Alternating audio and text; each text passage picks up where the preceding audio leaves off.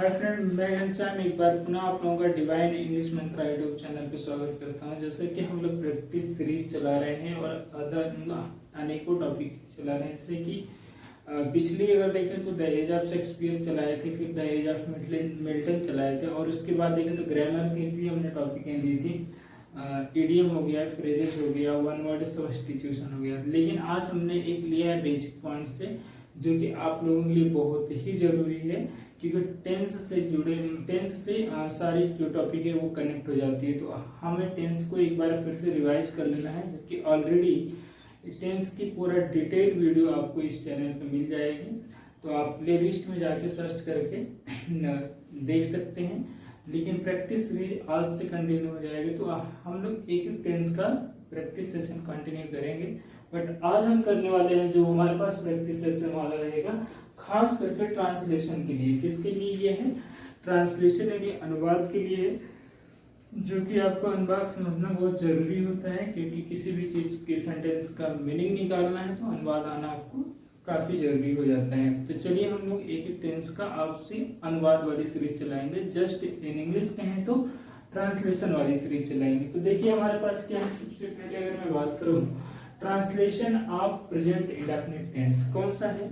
Translation of present indefinite tense की बातें हमें करनी है।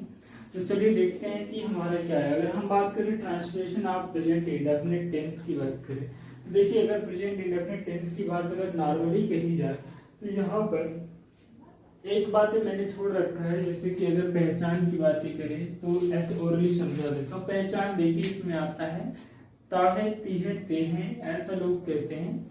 लेकिन आपको एक चीज ध्यान देना होगा कि ता है, ती है, ते आता है, लेकिन ता वाला शब्द क्रिया होता है। तो यदि ऐसा हो, यानी ता भी आए, ती, ते कुछ भी आए, लेकिन अगर वो ता वाला शब्द क्या होगा, क्रिया हो जाएगा, तो आपके लिए वो कंफर्म है, श्योर एंड सर्टेन है कि वो प्रेजेंट इंडेफिनिट टेंस होगा। अब हमें इसे करना है ट्रांसलेट। तो देखिए ट्रांसलेशन के रूल्स बनेंगे और आपके सामने रूल्स मतलब यहाँ पे है, दिखाया गया है, उसके हिसाब से आपको चलना है। देखिए सबसे पहले हम लोग पढ़ेंगे अफर्मेटिव सेंटेंस। अफर्मेटिव सेंटेंस की प्रैक्टिस करेंगे। तो यहाँ जैसा कि रूल भी है कि सब्जेक्ट है, फिर एस एन एस, ये काफी लोगों को हो सकता है ना मालूम हो। तो एस एन एस का मतलब होता है सिंगुलर नंबर सब्जेक्ट होता है, और पी एन एस का मतलब होता है प्लूरल नंबर सब्जेक्ट होता है। अब यहाँ देखिए कि ये वर्ब में यस या ईएस लग जाएगा, लेकिन यहाँ वर्ब में हमें कुछ नहीं लगाना है, कुछ नहीं लगेगा। तो इसके बाद फिर क्या आ जाएगा? ऑब्जेक्ट है, और फिर इसके बाद क्या आ जाएगा? ईटीसी है। तो अब हम देखेंगे डियर फ्रेंड, आगे बढ़ते हुए इस चीजों को जानने की कोशिश करेंगे।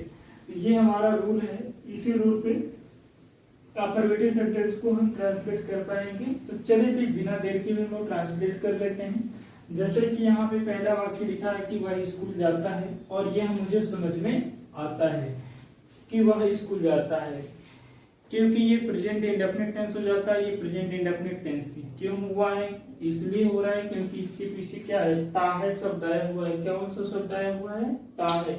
और जिस भी वाक्य के अंत में ता है और वो ता वाला शब्द क्या है? क्रिया है। तो आप समझ जाइए कि वो क्या रहेगा? आपका प्रेजेंट इंडेफिनिट होगा। तो देखिए ट्रांसलेशन का एक रूल होता है। सबसे पहले हम सब्जेक्ट को लाते हैं। तो यहाँ पे हमारा सब्जेक्ट क्या है वो देखिए। यहाँ पे हमारा सब्जेक्ट है वह की अंग्रेजी क्या हो जाएगी? वह की अंग्रेजी हो जाएगी आपकी ही। अब जाने की अंग्रेजी क्या होती है? जाने की अंग्रेजी हम गो लिखेंगे। लेकिन एक चीज देखिए कि हमारा सब्जेक्ट क्या है? सिंगल है, सिंगल नंबर सब्जेक्ट है। तो वर्ब में यस या ईएस लगेगा। तो ध्यान दीजिएगा कि वर्ब में यस या ईएस लगाने का एक रूल भी होता है। जब कि डिटेल अगर जाएंगे तो आपको वीडियो में मिल जाएगा, टेंस वाली वीडियो में। लेकिन फिर भी यहाँ समझ लीजिए कि किसी वर्ब के पीछे S, S H, C H, O X यानी 4 लेटर मिल जाए तो आपको उस वर्ब में ईएस लगाना है। अगर ये 4 लेटर नहीं मिलते हैं तो आप उस वर्ब में क्या लगा सकते हैं? एस लगा सकते हैं। तो चलिए देखिए यहाँ पे हो गया ये ही। अब यहाँ ओ आया है तो ओ की वजह से क्या लगाएंगे? गो लगाएंगे। ही गोज, फिर क्या हो जाता है? टू, फिर कहाँ जाने की बात करता है? स्कूल। तो ये हो गया आपका ये पहला ट्रांसलेशन कि ही गोज टू स्कूल, वह कहाँ जाता है? स्कूल जाता है। अब अगला ये कहता है कि भाई वो अंग्रेजी पढ़ती है। तो फिर से देखिए वाक्य की पहचान ती है, क्या है? वाक्य की पहचान की है, तो अब आपको समझ में आना चाहिए। इसको ट्रांसलेट तो कर ही सकते हैं, क्योंकि ये अगर ये ती है तो ये किसमें है, प्रेजेंट इंडेफिनिट में। आप प्रेजेंट इंडेफिनिट में सबसे पहले ट्रांसलेशन का मेथड कहता है कि आप सब्जेक्ट उठाइए, तो वह होगा कि अंग्रेजी क्या हो जाएगी, सी। पढ़ने की अंग्रेजी क्या हो गई है, रीड। अब यहाँ देखिए हमारा सब्जेक्ट सिंगुलर है, तो हमें क्या लगना चाहिए, वर्ब में यस या यस लगाना है। तो बात यहाँ पे ध्यान देने की है कि वर्ब में यस या यस तो लगाना, लेकिन लगाएंगे क्या, तो चेक करिए, S, S H, O, x. अगर ये 5 लेटर नहीं आपको नजर आए, नहीं मिलेंगे, तो आपको वर्ब में एस लगाना है। तो मैंने देखा ना तो यहाँ यस था, ना एस एच था, ना सी एस था, ना ही ओ था, ना एक्स था, तो यहाँ सीधे सीधे सिर्फ क्या लग जाएगा, वर्ब का पहला फॉर्म लग जाएगा, यानी रीड्स हो जाएगा। अब क्या पढ़ने की बात कर रहा है, इंग्लिश। सीधे सीधे आप यहाँ कर लेंगे ही, सॉरी, सी रीड्स इंग्लिश। सी रीड्स इंग्लिश मतलब अंग्रेजी पढ़ती है। बिल्कुल आपको समझ में आ रहा होगा, मुझे उम्मीद है। तो नेक्स्ट ले लेते हैं हम लोग कि वे लोग क्रिकेट खेलते हैं। फिर देखिए यहाँ पे आ गया ते हैं, मतलब कि क्या, वे लोग क्रिकेट खेलते हैं, मतलब कि प्रेजेंट में काम करने की बात बताई जा रही है। अब यहाँ पे सब्जेक्ट हमारा क्या होगा, देखिए, तो हमारे यहाँ पे सब्जेक्ट हो जाता है, ये आपके लिए क्या है, दे। खेलने की अंग्रेजी क्या हो जाती है, प्ले। क्या खेलता है, क्रिकेट, तो they play cricket. They play cricket मतलब वे लोग क्रिकेट खेलते हैं। अब देखिए ये आपका हो गया, ट्रांसलेशन कंप्लीट हो गया है। तो नेक्स्ट ले लीजिए कि हम लोग झगड़ा करते हैं, तो हम लोग की अंग्रेजी क्या होती है, हम लोग की अंग्रेजी हो जाती है वी। अब बात आती है झगड़ा करने की, तो झगड़ा करने की अंग्रेजी हम लोग क्या, मतलब जानते हैं, क्वेरल होता है। अब चूंकि देखिए सब्जेक्ट आपका प्लूरल है, तो वर्ब कैसा हो जाएगा, वर्ब भी आपका प्लूरल हो जाएगा, ठीक है। तो यहाँ पे क्या करेंगे, यहाँ देख लेंगे आप क्वेरल। क्वेरल की स्पेलिंग आपको याद होना चाहिए, क्वेरल। अब सीधी सीधी बात है, दो ही बात इसमें क्या है कि हम झगड़ा करते हैं, तो फुल स्टॉप, की भी क्वेरल हम झगड़ा करते हैं। देखिए बहुत ही छोटा रहा है, कोई दिक्कत की बात नहीं है। अब हम बात करेंगे देखिए अगले सेंटेंस की। तो अगला सेंटेंस हमारे पास क्या है, सॉरी,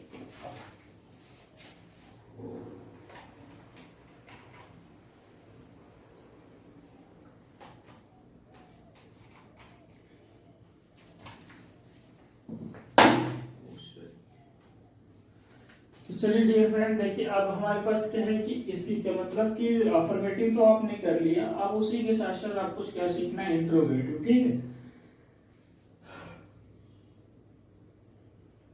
देखिए इंटरोगेटिव सेंटेंस। अब इंटरोगेटिव सेंटेंस का मतलब होता है कि प्रश्नवाचक वाक्य, और प्रश्नवाचक वाक्य में देखा जाएगा कि दो प्रकार का प्रश्न बनता है, एक तो क्या पहले आ जाता है और एक क्या बीच में आता है। क्योंकि यहाँ पे मैंने जो लिया हुआ है वो क्या पहले वाला है, तो कोई बात नहीं, एक प्रकार तो लगेगा।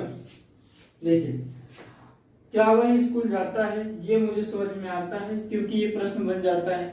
तो अब जरा देखिए कि जो वह स्कूल जाता है, तो वह स्कूल जाता है कि अंग्रेजी आपने क्या लिखा, ही गोज टू स्कूल लिखा। क्या, अब क्या के लिए एक बात समझ लीजिएगा कि क्या जब भी पहले आता तो हम क्या की अंग्रेजी नहीं लिखते हैं, और क्या की अंग्रेजी नहीं लिख करके हम क्या करते हैं कि वहां पे हेल्पिंग वर्ब लिखते हैं। तो चूंकि यहाँ पे हेल्पिंग वर्ब क्या हो सकता है, सब्जेक्ट हमारा ही है, तो हम ही सिंगुलर हो जाएगा, तो इसके लिए क्या ले लेंगे, हम डज लेंगे। तो यहाँ आपका आ जाएगा वो, ये नहीं, यहाँ पे आएगा डज, यहाँ पे फिर क्या हो जाएगा, ही। अब जाने की अंग्रेजी क्या होती है, जाने की अंग्रेजी होती है गो। अब गो में एस या ईएस नहीं लगेगा क्योंकि ईएस यहाँ पे लग चुका है, ठीक है ऑलरेडी। तो डज ही हो जाएगा गो। अब कहाँ जाने की बात कर रहा है, स्कूल, तो does he go to school. तो ये हो गया आपका प्रश्न कि does he go to school, ठीक है, ये रहा है आपका प्रश्न। अब चलिए हम बात करते हैं यहाँ नेक्स्ट नंबर जो हमारा आता है दूसरा, कि क्या वह अंग्रेजी पढ़ती है। जी ये भी प्रश्न ही है एक प्रकार का, प्रेजेंट इंडेफिनिट का, क्योंकि क्या भी लगा हुआ और तातीते भी नजर आ रहा है। तो ये प्रश्न हुआ कि नहीं हुआ, प्रश्न तो हुआ ही। तो क्या की अंग्रेजी क्या करेंगे, यहाँ पे सिंगुलर है, तो सिंगुलर के लिए हमेशा क्या की अंग्रेजी क्या लेते हैं, डज। और यहाँ पे ये हुआ की अंग्रेजी सी, और पढ़ने की अंग्रेजी क्या कर लेंगे, पढ़ने की अंग्रेजी रीड, और इसके बाद क्या कर लेंगे, हम याद कर लेंगे इंग्लिश। अब ये क्वेश्चन आ, तो ये हो गया कि डज सी रीड इंग्लिश, क्या वो अंग्रेजी पढ़ती है, क्या वो अंग्रेजी पढ़ती है, ये प्रश्न आपका बन के हो गया तैयार। तो अब इसे ले लेते हैं हम लोग अगला नंबर। अगला ये कहता है कि क्या वे लोग क्रिकेट खेलते हैं। देखिए यहाँ पर भी प्रश्न उसने बड़े आसानी से बना लिए कि क्या वे लोग क्रिकेट खेलते हैं। तो सिंपल सा देखो ना कि यहाँ आपने लिखा है कि वे लोग क्रिकेट खेलते हैं, बस उसमें क्या उसने ऐड किया हुआ है क्या, तो आप भी क्या करो ना कि क्या के लिए बस हेल्पिंग वर्ब उठा के आगे रख देना। तो यहाँ पे हेल्पिंग वर्ब हमारा क्या बन जाएगा, यहाँ का हेल्पिंग वर्ब बनेगा डू, और इसके बाद जो वे लोग की अंग्रेजी होती है, वे लोग की अंग्रेजी क्या होती है, दे। अब फिर क्या खेलने की अंग्रेजी हो जाती है प्ले, और क्या खेलने की बात हो रही है, खेलने की बात हो रही है क्रिकेट, तो भाई ये हो जाएगा आपका क्रिकेट, और यहाँ लगा दीजिएगा क्वेश्चन मार्क। तो ये बन गया कि डू दे प्ले क्रिकेट, क्या वे लोग क्रिकेट खेलते हैं, जी हाँ वे लोग क्रिकेट खेलते हैं। अब चलिए हम लोग ले लेते हैं कि नेक्स्ट नंबर अपना जो एग्जांपल है, जो प्रैक्टिस करना है, वो ये कहता है हिंदी वाक्य कि क्या हम लोग झगड़ा करते हैं। भाई प्रश्न खुद ही से पूछ लिया कि क्या हम लोग झगड़ा करते हैं, भाई करो तुम तगड़े कर लो, हमसे क्या मतलब है, हमें बस ट्रांसलेशन तो आना चाहिए। तो देखिए यहाँ भी क्या है, और हम लोग के लिए यानी कि प्लूरल सब्जेक्ट हुआ तो यहाँ पे आएगा डू, और हम लोग की अंग्रेजी क्या आ जाती है वी, और झगड़ा करने की अंग्रेजी तो जानते ही हैं सबसे सरल होती है TVUAR in question do be quarrel, या हम झगड़ा करते हैं। तो मुझे उम्मीद है कि आपको दो सेंटेंस क्लियर समझ में आ गया होगा, एक अफर्मेटिव का और दूसरा वाला इंट्रोगेटिव का आ गया होगा। तो चलिए नेक्स्ट की बात है कि उन्हें कर ले नेगेटिव सेंटेंस, ठीक है। तो हमारे पास देखिए यहाँ पे नेगेटिव सेंटेंस हुआ है, नेगेटिव सेंटेंस, और नेगेटिव सेंटेंस का साथ साथ मैंने एग्जाम मतलब रूल भी बना दिया है कि सब्जेक्ट हो गया है एसएन और पीएनएस हो गया, सिंगुलर नंबर सब्जेक्ट है तो ये कहता है डू डज लगेगा, और प्लूरल नंबर हुआ तो डू लगेगा, और दोनों में क्या है कि नॉट आएगा एनओटी। तो ये तो कंफर्म है कि जब नेगेटिव वाले सेंटेंस की हम करेंगे बात, तो उसमें क्या आएगा ना, उसमें तो आपको ध्यान देना होगा कि डू आए चाहे डज आए, अगर नकारात्मक है तो नॉट उसके बगल ये में आ जाएगा, तो उसके साथ में ही आएगा भाई, या तो डू के बगल में नॉट रख लो आप, या तो आप डच के बगल में नॉट रख लो, बस इतना ध्यान रख लो, ट्रांसलेशन तो आप यही में कर लोगे। तो आओ जरा देखते हैं क्या कुछ मिलता है। तो वह स्कूल नहीं जाता, भाई ये तो बहुत बढ़िया है कि वह स्कूल नहीं जाता, शरारती लड़का होगा तो रहने दो ना, हमको तो ट्रांसलेशन से मतलब है ना। तो वह की अंग्रेजी क्या होती है, वह की अंग्रेजी हो जाती है ही। अब इसके बाद क्या आ जाएगा, आप देखिए सिंगुलर होने की वजह से सिंगुलर सब्जेक्ट है तो डज, और डज के बाद क्या ले लेना है आपको एनओटी नॉट। अब क्या नहीं करता भैया, नहीं जाता डज नॉट गो कर दीजिए, कहाँ नहीं जाता डज नॉट गो टू। अब इसके बाद कर दीजिए यहाँ पे स्कूल, ठीक है, यहीं पे लिख दीजिए, थोड़ा स्पेस की करनी है एडजस्टमेंट कर लीजिए, ठीक है। तो ये हो जाएगा he does not go to school. अब हम बात करते हैं नेक्स्ट नंबर वाले की, वो अंग्रेजी नहीं पढ़ती है, भैया ती है तो प्रेजेंट इंडेफिनिट तो है ही है, वह की अंग्रेजी क्या हो जाएगी सी, और फिर क्या आ जाएगा डज, फिर क्या आ जाएगा नॉट, फिर क्या आ जाएगा रीड। क्या नहीं पढ़ती हुई है, इंग्लिश नहीं पढ़ती, ठीक। तो does she not read English, ये मतलब ये हो गया कि she does not read English, भाई वो अंग्रेजी नहीं पढ़ती है। He does not go to school, वह स्कूल नहीं जाता है। तो मुझे समझ में आ रहा है कि ये चीजें आपको समझ में आ गई होंगी बहुत बढ़िया से। तो ले लेते हैं हम लोग नेक्स्ट नंबर प्रश्न अपना, यहाँ पे देखेंगे हम लोग। तो नेक्स्ट नंबर हमारा है कि वे लोग क्रिकेट नहीं खेलते, भैया ये नहीं है और ता है, तो ये समझ में आया कि ताकीती वाला जो होता है वो प्रेजेंट इंडेफिनिट का होता है, और अगर उसमें क्या शब्द जोड़ दिया जाएगा तो वो इंट्रोगेटिव बन जाता है। तो बहुत ही बढ़िया तो है। तो देखिए यहाँ इंट्रोगेटिव तो बना नहीं, निगेटिव है, तो ये हो जाएगा जैसे कि दे, अब प्लूरल होने की वजह से आ जाएगा यहाँ पे डू, और फिर क्या आ जाएगा इसके बाद नकारात्मक है तो नॉट ले लेंगे, और फिर वर्ब की पहली फॉर्म, तो पहली फॉर्म क्या खेलना ही तो है भाई प्ले। अब क्या खेलने की बात करेगा, क्रिकेट खेलेगा, तो लड़का तो अच्छा काम करेगा कि मतलब क्रिकेट वगैरह खेल रहा है। तो दे डू नॉट प्ले क्रिकेट, क्या वे लोग क्रिकेट नहीं खेलते हैं, क्या वे लोग क्रिकेट नहीं खेलते हैं। अब हम आगे चलते हैं, एक और सेंटेंस ले लेते हैं, हम लोग झगड़ा नहीं करते हैं। तो ये तो मैं बहुत है शरीफ में ये कहता हूँ कि हम झगड़ा ना करेगा। तो यहाँ देखिए ये क्या हो जाएगा वर्ब, मतलब सब्जेक्ट, सब्जेक्ट सबसे पहले आपका आएगा वी, और इसके बाद आ जाएगा आपका डू, क्योंकि सब्जेक्ट प्लूरल हुआ तो डू आएगा, डू के बाद क्या आएगा नॉट आएगा। यदि कोई भूले तो बोर्ड पे ये ऊपर रूल्स दिया हुआ है उससे कनेक्ट कर लेगा, ठीक है नॉट। अब क्या नहीं करना भैया, नहीं पढ़ता, क्या नहीं मतलब झगड़ा नहीं करता, बहुत बढ़िया बात है, दोबारा बनेगा नहीं। तो ये रहेगा आपका क्वेरल। तो ये हो गया आपका कि वी डू नॉट क्वेरल, हम भाई झगड़ते ही नहीं है, और ये कहते हैं कि they do not play cricket, वे लोग क्रिकेट खेलते ही नहीं है। तो कोई बात नहीं, खेले ना खेले, मेरा ट्रांसलेशन तो मेरे से खेल जाए, और खेल जाने का मतलब कि बढ़ जाए, मुझे ट्रांसलेशन की समझ आ जाए, क्योंकि टेंस इस कह सकते हैं कि बैकबोन कह लो, कि बैकबोन या तो सोल कह लो आप द इंग्लिश लैंग्वेज। क्योंकि टेंस नहीं है तो आप किसी भी चीज को कैसे कन्वर्ट करोगे, how it is possible to change and से, कैसे बदलेंगे या कैसे लोगों को बताएंगे। आइए ज्यादा बातें नहीं करते हुए हम लोग आज का ले लेते हैं लास्ट सेंटेंस टाइप। यानी हर टेंस का 4 टाइप आपको मतलब हर टेंस में 4 टाइप के प्रश्न बनते हैं, तो उन चारों में से आपको चारों मिल जाने वाले हैं। क्योंकि एक तो जो आपने रियल करा वो है, फिर ये वाला देखते हैं, ठीक है। तो अब लेते क्या है कि हम लोग इंटरोगेटिव सेंटेंस की बात करते हैं। तो ये इंटरोगेटिव सेंटेंस में देखिए कुछ नहीं करना होता। आप जैसे देखिए ये प्रश्नवाचक है कि वह स्कूल नहीं जाता, तो ये सिर्फ नकारात्मक, देखिए सिर्फ नकारात्मक है। यहाँ जोड़ क्या है, इंटरो। इंट्रो मीन्स होता है ना कि इंट्रो मीन्स क्या होता है, इंट्रो मीन्स होता है आपका परिचय। तो जहां भी ये परिचय की कहानियां चलने लगती है ना, तो वहां समस्याएं भी साथ साथ दौड़ने लगती है। तो जरा देखिए कि यहाँ पे इंटरोगेटिव सेंटेंस का मतलब हो जाएगा कि प्रश्नवाचक निषेधात्मक, प्रश्नवाचक निषेधात्मक वाक्य होगा। अब जरा देखिए हम लोग क्या, ये तो सिंपल सा फंडा हो गया है कि भाई क्या चीज तुम रख के दे दो, सामने वाला खाने वाला है नहीं, तो क्या उसे तो नहीं खाएगा। तो यहाँ पे देखिए क्या पे क्या की जगह पे क्या आएगा, हेल्पिंग वर्ब आएगा। तो हेल्पिंग वर्ब सेलेक्ट करने से पहले सब्जेक्ट सेलेक्ट किया गया कि यहाँ पे सब्जेक्ट हमारा होने वाला है सी। सब्जेक्ट क्या होने वाला है, सी। अब यहाँ पे फीस क्या दी जाएगी, डच। तो ये नहीं हो गया कि डच सी। अब इसके बाद क्या है कि न जाना, तो ये डच सी यहाँ पे हो जाएगा नॉट, फिर क्या हो जाएगा गो, और फिर क्या हो जाएगा स्कूल। जी हाँ सर, ये हो जाएगा does she not go to school. क्या वह स्कूल नहीं जाती है, अब जाती है या नहीं जाती है ये उसका मामला है। हमें ट्रांसलेशन बना लेना ये हमारा मामला है, और आप तक सही ज्ञान पहुंचा देना भी हमारा ही मामला है। तो नेक्स्ट ले लीजिए कि क्या वह अंग्रेजी नहीं पढ़ती है, ठीक है भाई, नहीं पढ़ती आगे पढ़ लेगी। यहाँ देखिए क्या क्या के लिए हम लोग यहाँ पे लगाएंगे हेल्पिंग वर्ब, यानी डच, और फिर क्या आ जाएगा ही, और फिर अंग्रेजी मतलब डच ही नॉट, यहाँ पे क्या जोड़ दिया जाएगा नॉट, डच ही नॉट, फिर क्या पढ़ती है, तो मतलब क्या हो जाएगा रीड, और एक मिनट हाँ देखिएगा क्या हो जाएगा रीड, और फिर यहाँ पे कर दीजिएगा सर, मैं स्पेस की वजह से लिखना पड़ रहा है मेरे को आईएनजी इंग्लिश, समझ आइएगा कि does he not read English, does he not read English. अब हम ले लेते हैं नेक्स्ट नंबर क्वेश्चन कि क्या वे लोग क्रिकेट नहीं खेलते हैं। भैया खेले तो बहुत हैं और दिन दिन भर खेले हैं, लेकिन बात ये अभी की पूछ रहा है, तो अभी तो आप खेले हैं नहीं। तो जरा देखिए क्या वे लोग क्रिकेट नहीं खेलते हैं, बिल्कुल। तो क्या की अंग्रेजी की आगे लगा देंगे हम, क्या डू, क्या लगाएंगे डू लगाएंगे। अब वे लोग की अंग्रेजी क्या होती है, वे लोग की अंग्रेजी होती है दे। अब क्या होती है, फिर इसके बाद आ जाएगा नॉट, तो ये हो जाएगा एनओटी मतलब नॉट। फिर क्या हो जाएगा, ये हो जाएगा आपका प्ले।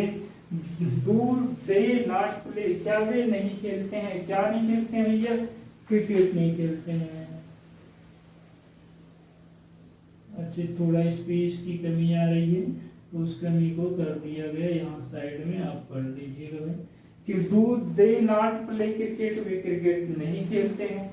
अब वो क्रिकेट नहीं खेलते हैं तो कोई बड़ी बात नहीं है।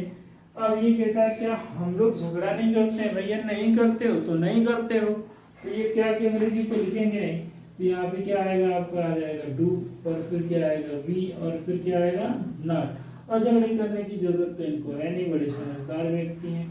तो देखिए ये हो जाएगा आपका प्रश्नवाचक, ठीक है। तो देखिए ये रहा आपका डू, और फिर ये रहा आपका वी, और फिर ये रहा आपका क्वेरल, क्या रहा है, अच्छा ये नॉट भी तो रही, देखिए नॉट आ जाएगा एनओटी नॉट, और फिर नॉट के बाद हम लिख देंगे अपने यहाँ पे क्वेरल। तो देखिए ये हो गया आपका पूरा कंप्लीट। तो चलिए डियर फ्रेंड, मुझे उम्मीद है कि आज आप लोग प्रेजेंट इंडेफिनिट टेंस का बहुत ही बढ़िया से प्रैक्टिस किया होगा, और ये समझ भी आया होगा कि किस तरीके से हमने 4 सेंटेंसेस को एक्सप्लेन किया एक एक करके। उम्मीद है कि आपको ये क्लियर होगा। यदि आपको डाउट भी अगर आए तो सीधे इसी यूट्यूब चैनल पे जाइए, डिवाइन इंग्लिश मंत्रा के यूट्यूब चैनल पे, और प्ले लिस्ट निकालिए टेंस का, और उसमें पूरी की पूरी वीडियो देखिए विद एक्सप्लेनेशन, बहुत ही बढ़िया ढंग से बताए गए हैं। यहाँ सिर्फ हम प्रैक्टिस कर रहे हैं, तो हम बहुत ज़्यादा आपको यहाँ पे एक्सप्लेन भी नहीं कर सकते और राइड भी नहीं करा सकते। तो ये सारी चीज़ें हैं। तो चलिए आज का हमारा दिन यहीं पे ओवर होता है। तो आप लोग ये सीरीज कंटिन्यू हो जाएगी आज की बार, तो आप बने रहेंगे इस वीडियो में ताकि आपको सारी सीरीज आप तक पहुंच सके। और एक रिक्वेस्ट है कि जो सीरीज आपकी अवेलेबल है पहले से, फ्री ऑफ कॉस्ट है, तो आप उसे क्या करें, सब्सक्राइब करना ना भूलें, देखना ना भूलें, और जो कुछ मिलता है आप यहाँ पे बता दें ताकि हम लोग उसमें और इम्प्रूव करें। तो चलिए ज़्यादा कुछ ना कहते हुए आज के लिए इतना ही है। Thank you so much, bye bye, मिलते हैं कल।